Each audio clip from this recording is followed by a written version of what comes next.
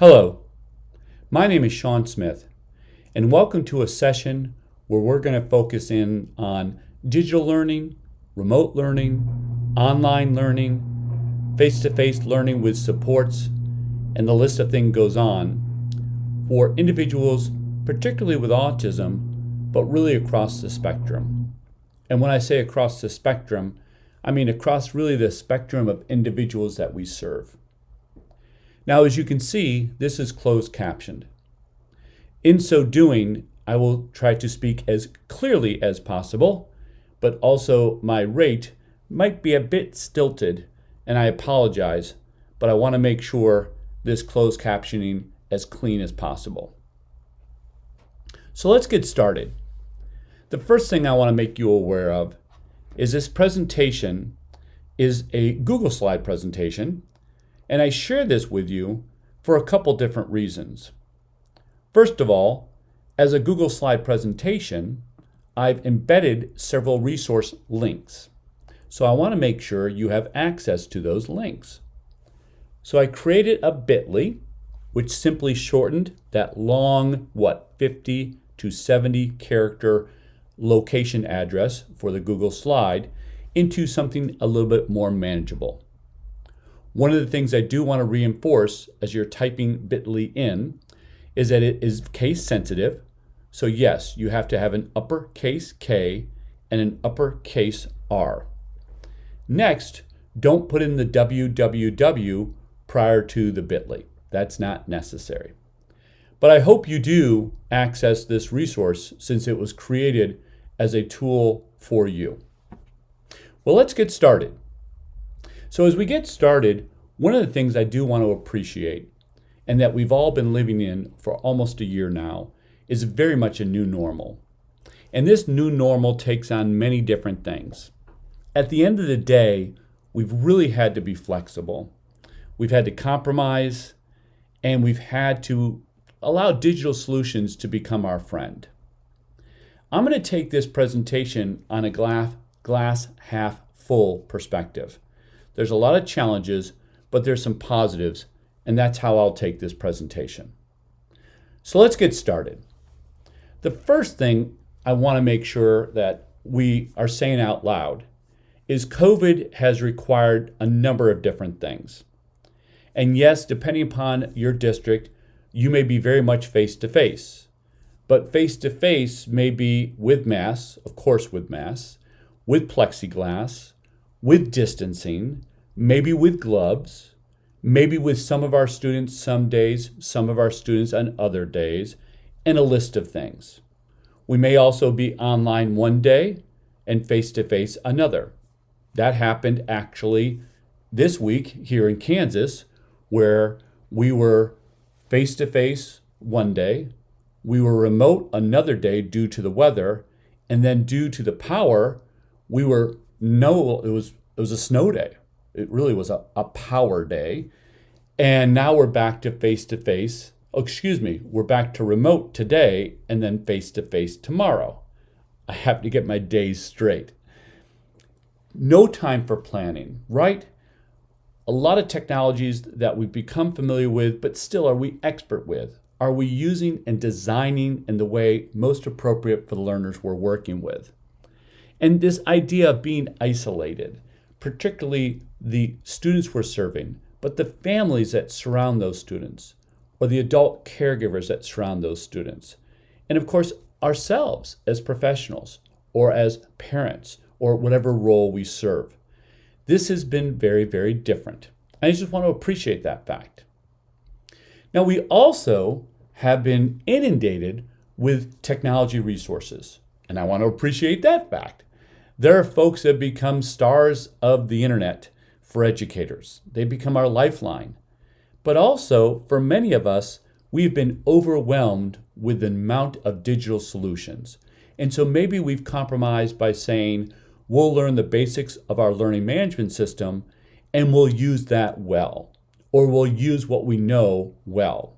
Or from a parent perspective, oh my gosh, I'm getting updates regularly. I'm not sure what to take in, what to take out. So maybe we filtered everything out and we're going old school.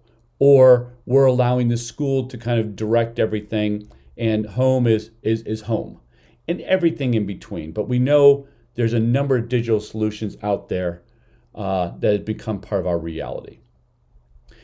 The other element of our reality is we've had to design and plan differently. We've had to design and plan for variability in our students that we knew existed, but now has been extended due to the fact that they're having to wear a mask, or due to the fact that we don't have access to them as much as we would like to, or maybe we don't have the physical access in terms of being able to support them in proximity and other types of prompting. And of course, there's a number of other barriers, be it the technology, be it what we're not able to do with the content and curriculum, and everything else. And of course, our students are facing a number of barriers to go along with it. So many of us have had to focus in on our big ideas. And this is something that, in all honesty, I see as a strength. And what I mean by this is something that I have lived as a parent of a child with a disability. And let me start with Nolan, and then I'll try to further illustrate what I think many of us have done. See, Nolan is my son with Down syndrome. And early on in his life, and he's 20 now, early on in his life, we had to focus in on what we saw were our big ideas with Nolan. And right from the get-go, it was speech. We felt if he could not communicate with others, then any inclusionary opportunity would be limited. Any efforts to include would be limited. Any learning opportunities would be limited, and the list goes on. So we focus right from day one on speech. Within the first 3 weeks of his life, he was receiving speech, and he's received weekly speech pretty much his entire life. That has been our focus, if not 3 to 4 times a week. So we have had to take off the list some other things. So is he in awesome physical shape? He's in good shape, but could clearly be better. Did we focus in on some of the PT and OT? We certainly did, but maybe to the detriment of that speech. So what we have found in the COVID is the fact that we've had to focus in on elements because of what we've been restricted on. Now, it might be that we have focused in, and our determination of our big ideas has been focused on what can we do well in the situation we're in. So it might be the fact that when the students are with us, we can do a lot of reading interventions, but maybe we can't do X. Or maybe the home can support us in this manner, so we're going to empower the home to do this practice, to do this in addition to extended work, to do this reinforcement, since we don't have that time element in the school. Or maybe we have focused in on, oh my goodness, the child needs this. So for example, my nephew, Michael, who has autism in need of level 3 supports, school has really focused in on behavior, really focused in on elements of ABA, and really focused in on structure. Because when he gets home with 2 other siblings homeschooling, with mom working from home, and those 2 other siblings are not homeschooling, they're working remotely, but also depends upon the week face-to-face. That structure, that consistency, that ability to implement things at the home are limited because mom is working from home, the siblings are doing all sorts of different things, so that structure at school is the constant, is the focus. And I could go on and on and on, but I want to reinforce many of us have had to do this, and to me, that's a primary focus then in some of our decision making. Okay, so with our design aspects, and if you were with me back in September, I was reinforcing from our design aspects, we need to look at frameworks. And the Universal Design for Learning framework is critical. If you missed that presentation, I'd urge you to go back to the September one to look at that. But I also know many of us are already familiar with the design elements. Now, I'm going to urge us, though, to go beyond just simply being familiar with. Because, see, the Universal Design for Learning framework allows us to take these technologies that are becoming readily available to us and really alter the way that we instruct, support, guide, and any other word you want to use to meet the needs of individuals with autism as well as individuals with disabilities. Brief example that we talked about in December is reading now from a fluency, from a phonological awareness perspective, from an access to reading. The text-to-speech is a tool to allow us to represent that text in a variety of different ways. And it really alters that experience from a redesign in that we have digital text instead of the simply limited print text, and then the tools that surround it. And again, if you're interested in that aspect, that's back in December. You can take a look at that. September, you can take a look at that. Another element, though, in our big ideas, in our redesign, in our replanning, of course, goes to empowering our parents. That's not a focus for today, but I can't reinforce the fact that we have to, in our efforts, empower the adults in the home, empower the parents as educators to be able to support the learners we're working with to support their children. If we're parents or adult caregivers, we need to engage teachers, educators at a level that we have not done to make certain that we are becoming empowered. Now again, we're almost a year into this. So of course you're saying, duh, Sean, get into something that's relevant. We're doing this. Okay, let's move into it. Oh, and by the way, this is a visual of some tools like Read Write, which is a Chrome app. And I just simply wanted to give that as an additional resource. All right. Finally, before I move on to specifically what I want to focus in on today, I do want to reinforce that the schoolvirtually.org tag that you see at the bottom is a website that was created right at the beginning of this pandemic, almost a year ago, and we've added to it since, that tries to bring to life this planning and designing through the UDL framework. And the idea here is that we've connected the UDL framework to digital tools, to ways to support face-to-face, remote, distance, and blended and online learning. So if you're looking for direct ways, if you're looking for video examples, if you're looking for tools that would allow you to multiple means of representation, engage, etc., we have a variety of things at this site, schoolvirtually.org. Okay, so the agenda for today. What I want to focus in on today are two different areas. I want to focus in on social emotional learning or social skill development, an area critical for a number of students with autism, but also a broader area of engagement, because that is an ongoing area for many of our learners. How do we engage them, be it socially distanced, face-to-face, online, blended, and everything in between? So let's focus in on those two areas for the remaining 30 or so minutes that we have today. To get started, let's start with this social emotional learning. Now, many of us are familiar with it. Many of us know that it aligns to national as well as state standards.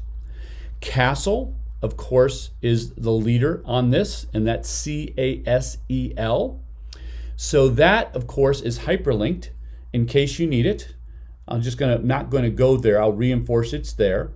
And that hyperlink takes you to this website that emphasizes the 5 core competencies and ways to meet those 5 core competencies. Now, I'm going to talk about some technologies in just a moment, but I want to reinforce it's everything from self-awareness down to making responsible decisions. Now, of course, I know we're not asking why, but in case we are, we of course know individuals with autism have social skill competency deficits, but we also know, unless we've been living in a cave, and by the way, when you start looking at caves, there are some nice places out there that you could live in that are caves, but that's more of a side, ha ha ha. But YSEL is we know if we address the social emotional social skill aspect, we can increase student self-awareness of what they're doing. There's no question it improves academic performance. It enhances positive behavior. And the other component that we're definitely knowing amongst our individuals with autism, but also nationally and globally with all individuals, it's really critical for a high school, post-school experience in employment. Social skills are critical, as noted there with the 2018 study. So with that said, there's a number of different ways of breaking down the social skill conundrum. Now, this is one that was organized for a number of different states. It is organized into, and I'm actually going to click on this tool just a second here. Now, I know we're losing the closed captioning, and that's just for a pause. We'll get that back up in the presentation for just a moment, so I apologize. But I want to make folks aware that this is an interactive visual. And what's been created here is, for example, I'm trying to develop perseverance. Well, they have an introductory video about what this is. They have a breakdown, particularly for middle and high school students, and how to do this in terms of research. They have a Padlet, which is an interactive tool where there's a number of resources located, and they have a poster that visualizes that process. Self-awareness, they have a few additional resources, but the idea here, the idea here is that this visual has been broken down to be very interactive to allow us to look at inter, and cognitive skills aligned with social skill development. I'll leave that as a resource for you in the future. Now, there's also a wonderful video that introduces these elements. I'll let you take a look at that at your leisure as well. This is very much geared towards educators, so if that helps.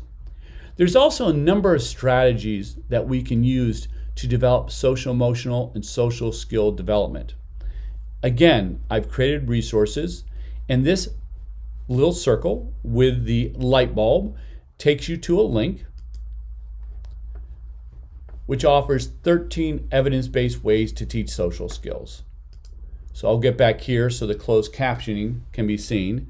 But those 13 evidence-based ways to teach social skills are there just for your ability later on to look at ways of developing social skills.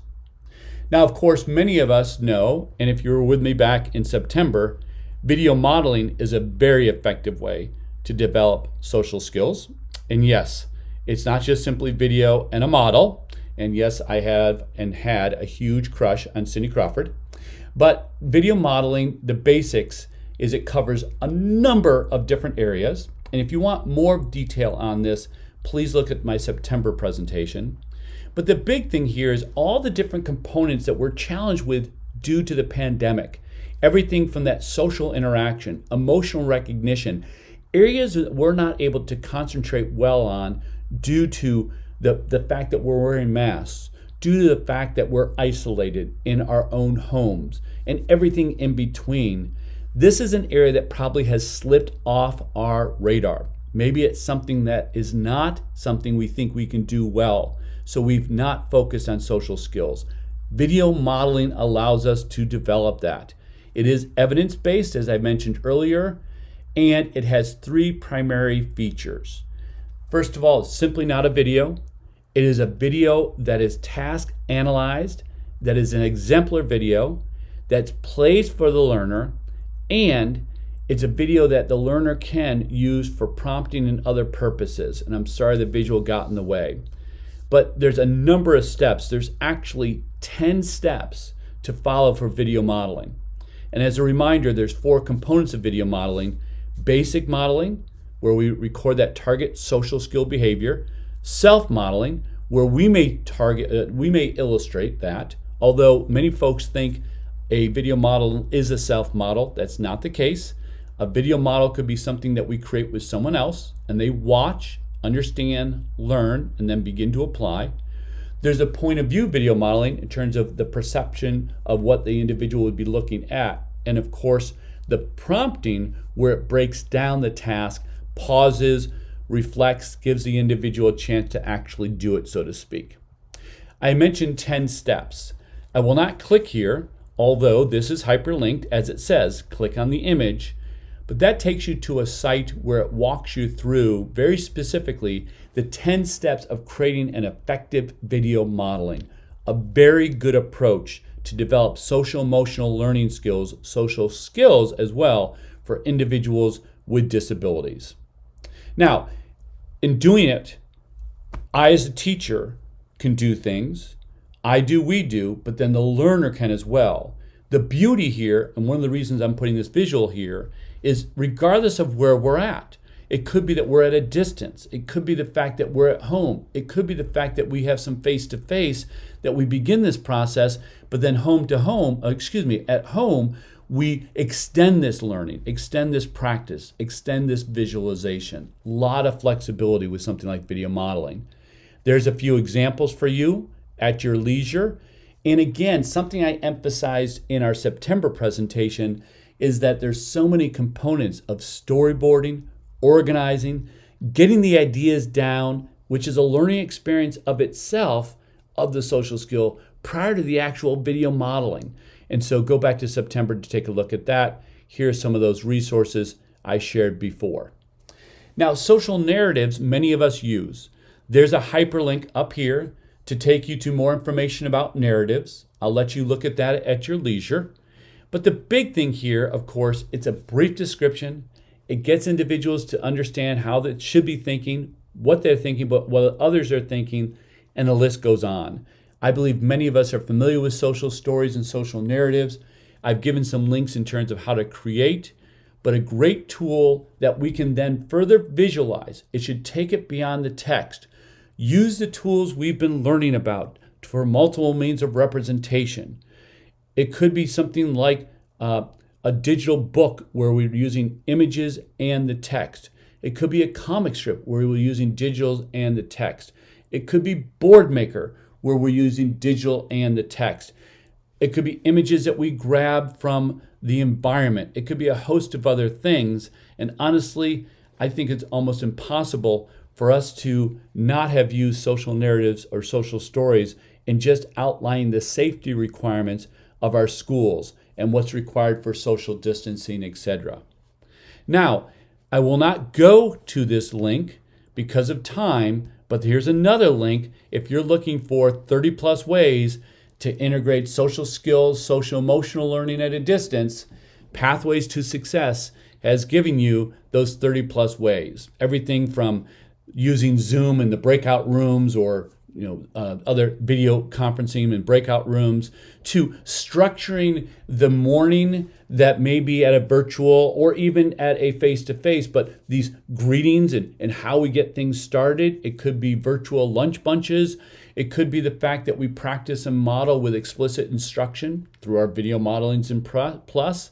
But also it could be the ways we as educators empower the home to model, practice, and apply through social narratives we create, through instructions we create, through modeling we create. The list of things goes on, so it's more what we create that then is implemented in the home environment versus everything running around the school or everything running through us. We have to let some of these things go as educators. And as parents, these are the types of things we reach out to educators and say, hey, what are some ideas we could be doing? What could we be practicing with? What could we be applying in this social remote experience? Now, there's also a project I want to make you aware of, and then I'm going to shift over to some other resources. But I want you to be aware that we also have some apps out there, a number, and one is called Voice. Yes, VOISS. We pronounce it as Voice. We'll have 140 different scenarios, all on a Google Chrome or an iPad, or if you have it, on Oculus, to run as virtual reality. Now, I mention this because what we have here, and I'll mention that in just a moment, is a series of scenarios that are built around the school environment where the user will go through and through basically a virtual social narrative, be able to experience a variety of different social challenges, as I was sharing that visual of the domains earlier. Here, I'll put that back up here for just a minute. We have scenarios under each one of these domains, so relationship skills to conversational skills to self-regulation skills.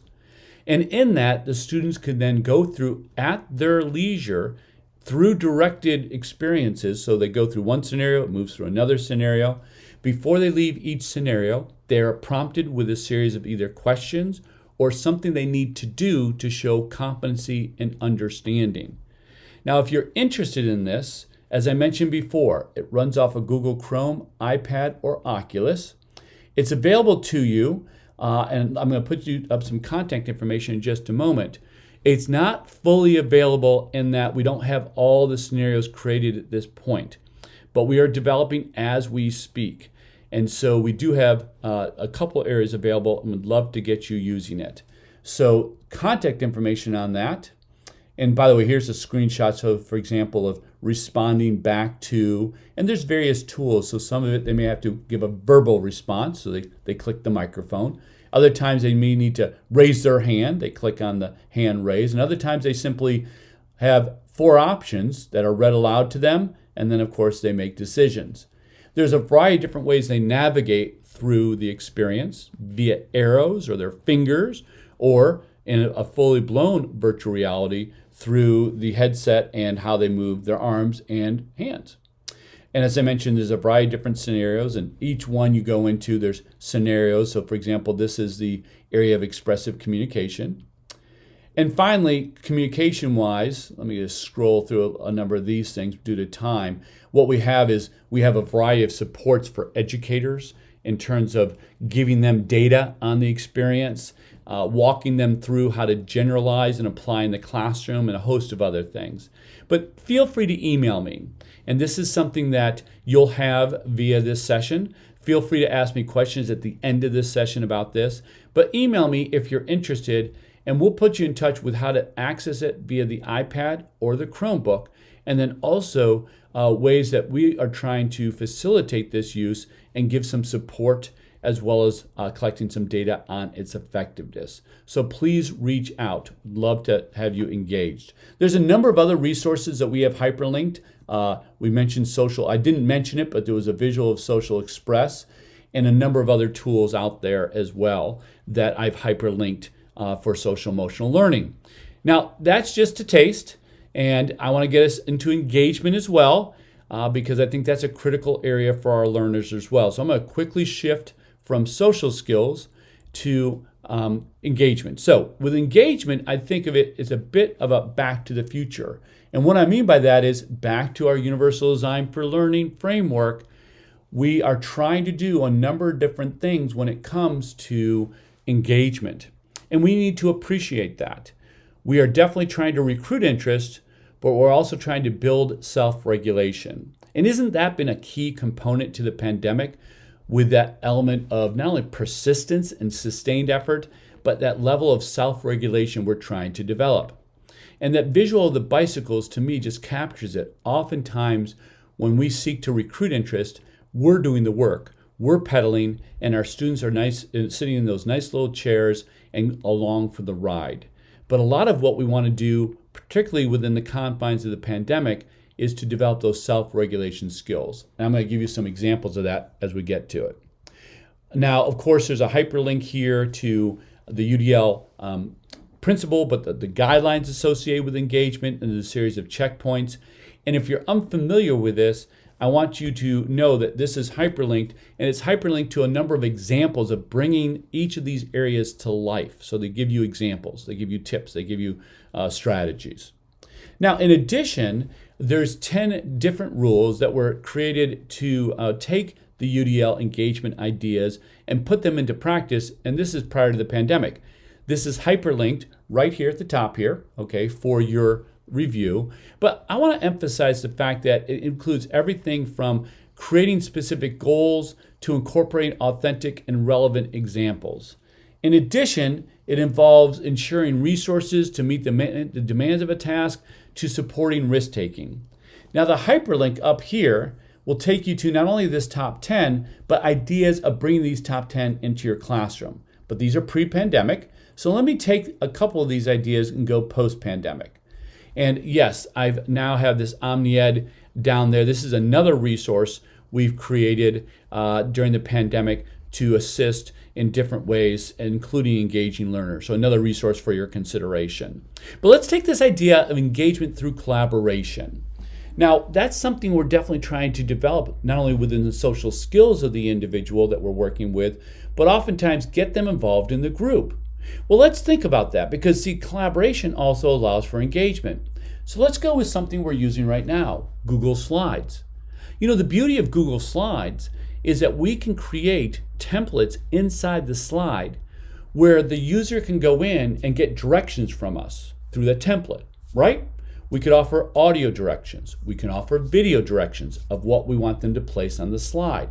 We could offer examples of what we want, and they could simply follow those examples. We could give visuals, etc. So each slide could have directions, and then they would follow those directions to do whatever we're asking for on the slide. But of course, when they're done with those directions, they could highlight those directions and delete them, right? That's the beauty of the slide. Why? What's the collaboration, Sean? Well, there's a variety of tools that, of course, I can use in real time or synchronously or asynchronously that allow me to be online with my fellow peer. So, for example, I could be on Google Slides, but also a video conference where we're both working together to make changes based on the directions the educator offered. But also, I could get on it first thing in the morning, make some changes. Someone can come on later in the afternoon, make some changes. The educator or the adult could always come on and look at what's happening as well. So it's a place, a virtual place for this interaction to take place. We as educators need to structure it. But of course, in that structure, we can also, along the ways, view what they're doing, offer formative feedback, which is another way of engaging learners, and basically staying connected. So that's one. Another way, another tool for that virtual interaction, that collaboration, which we could be doing face-to-face but at a social distance with our masks on, but we could also be doing virtually, or some of us could be face-to-face, some of us could be at home. Explain Everything, and I've hyperlinked here as well. Explain Everything is one of several interactive whiteboard apps and websites that allow you to do a number of different things. I can draw, I can type, I can put in images, I can record what I'm doing, I can do a host of things, but also collaborate, meaning while I'm doing this, someone else can be on the interactive whiteboard doing the same thing with me. And again, we don't necessarily have to be talking. This is something we could be doing virtually. This is something we could be doing face-to-face, and we could be doing in the same room but from afar. But we could also be talking about it as well in terms of directions we want to do, etc. So Explain Everything does it. Jamboard does it as well. So these are resources, these are interactive whiteboards that allow us to be on live. Now, many of us are also using things like Padlet, and Padlet's hyperlinked there as well. And Padlet can be used for a variety of purposes, but again, Padlet is a kind of online virtual bulletin board at the very basic, allowing individuals to post text, images, video, hyperlink to things. And of course, it is real time in that while I'm making the change, someone else could be with me making a change as well. We could be interacting and building all at the same time, or of course, come at it whenever we want in an asynchronous manner. So these are a variety of tools to allow us to have this real time, so to speak, virtual collaboration, regardless of where we're at. All right.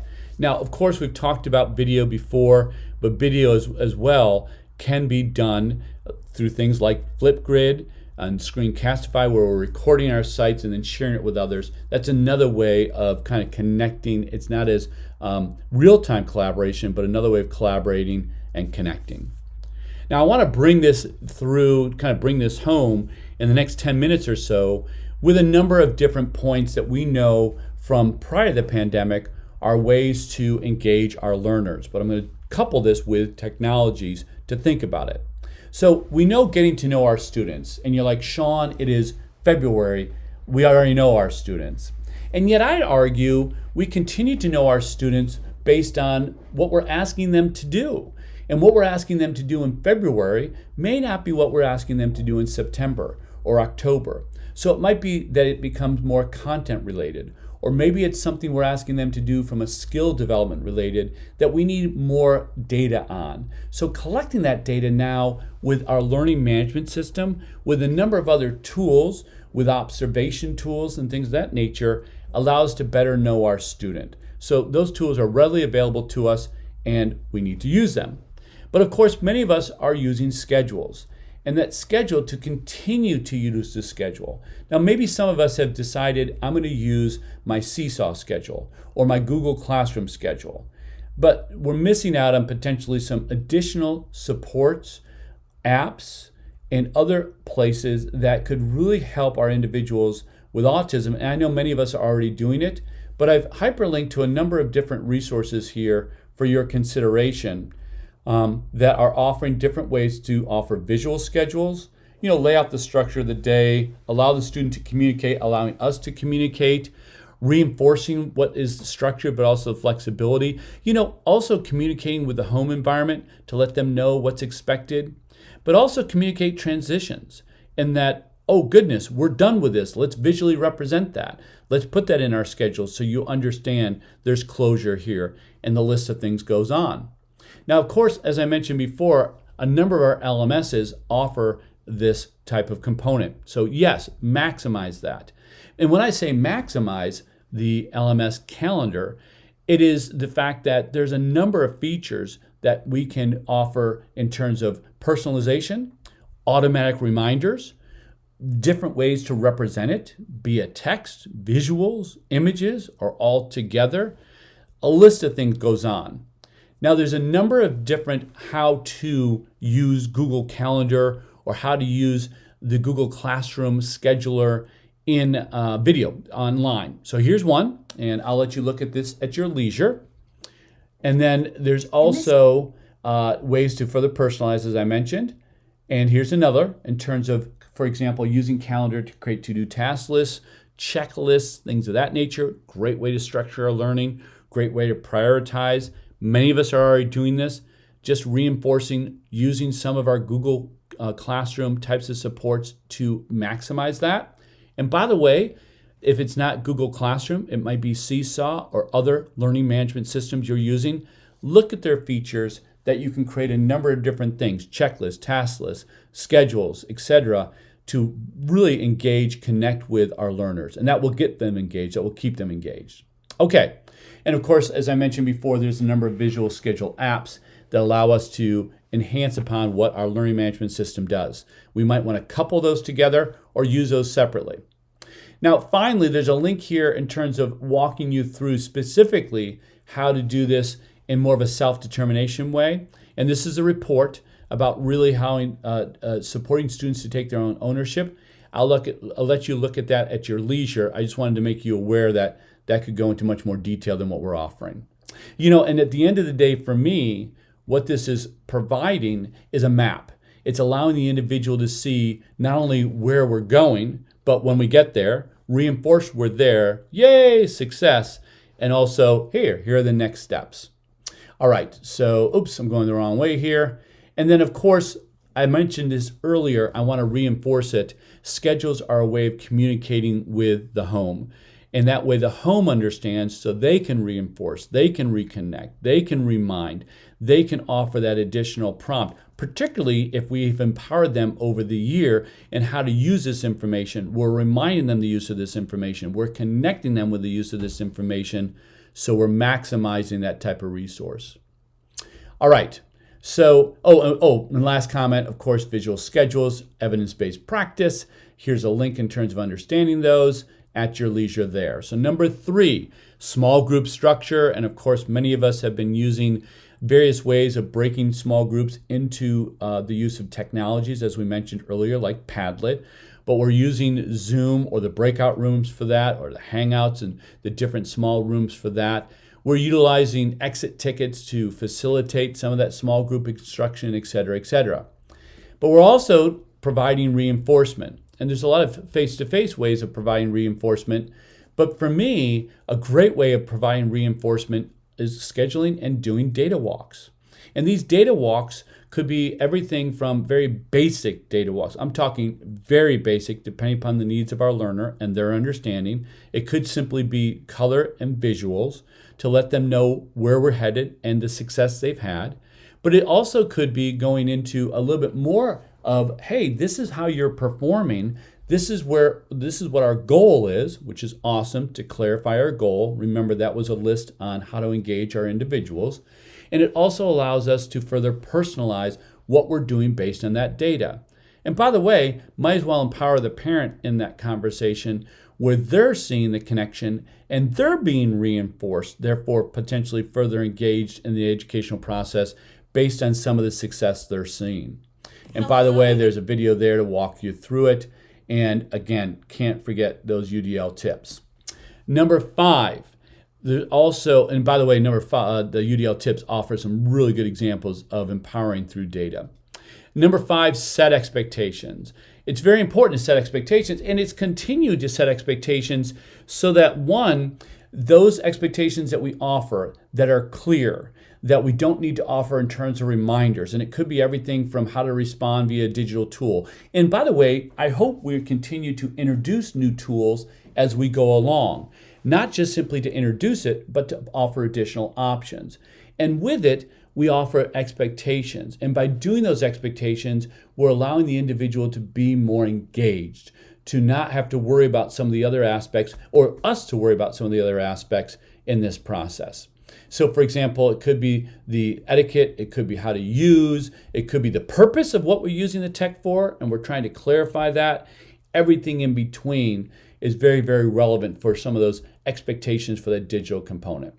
And again, I'm going to do this in a variety of different ways for my stakeholders, my children that I'm working with, the students I'm working with, but also the adults I'm working with at home or that are working with the students I'm working with to offer that additional support and advice. Okay?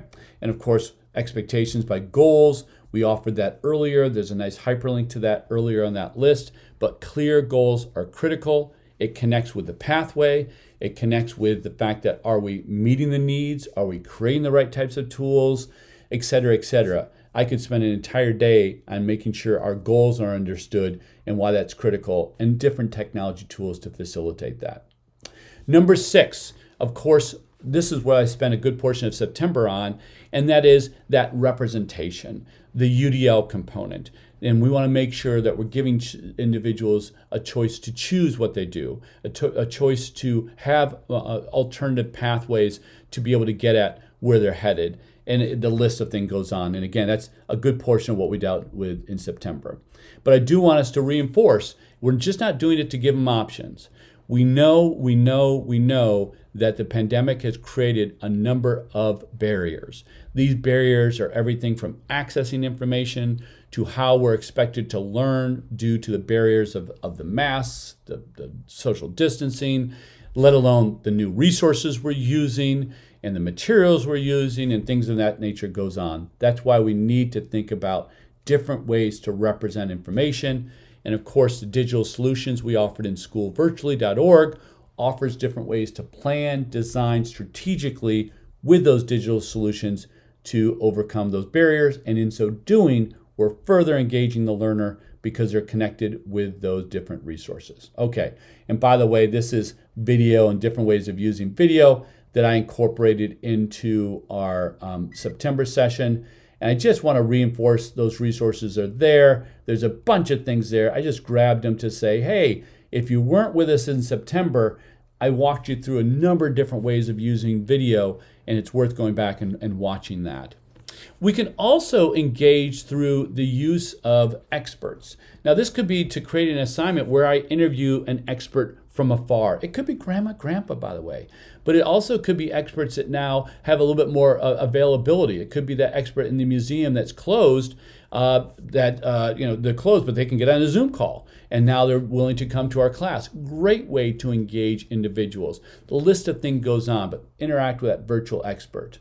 And of course, many of us are gamifying, but we just don't gamify to gamify, right? We offer the simulation to further contextualize.